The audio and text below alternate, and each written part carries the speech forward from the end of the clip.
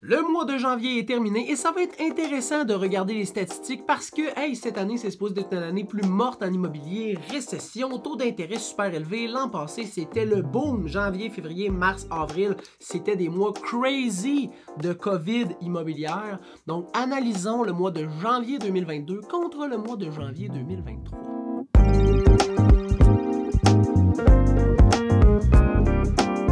Salut tout le monde, François Bérard-Dubois, courtier immobilier résidentiel dans les cantons de l'Est et dans ta ville à Bromont ou dans la ville où tu cherches à investir. Bref, si tu regardes les statistiques, c'est probablement parce que ça t'intéresse le marché de Bromont. On va regarder toutes les statistiques immobilières janvier 2022 contre janvier 2023 pour tous les copropriétés et les propriétés unifamiliales. Et commençons tout de suite par le délai de vente moyen. L'an passé, 32 jours pour vendre une propriété en janvier. Cette année, 170 jours. Bon.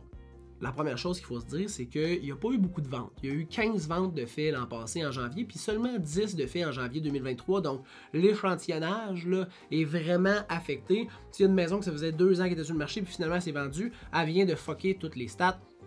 Donc, c'est pas une statistique nécessairement représentative de ta prochaine transaction si jamais tu veux acheter ou si tu veux vendre.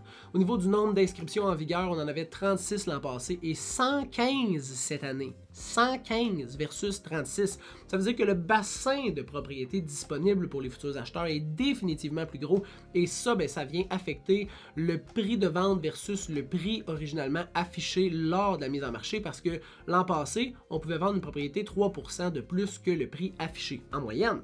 Cette année, 4% de moins. Donc 103% l'an passé, 96% cette année.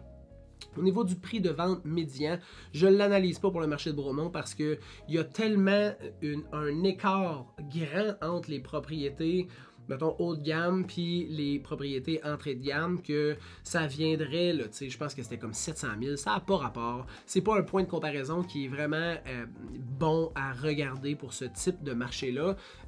Donc, on ne l'analyse pas. Si jamais vous avez besoin de conseils, par exemple, n'hésitez pas à m'écrire au info@serviceimmobilier.ca, ça va me faire plaisir de vous aider.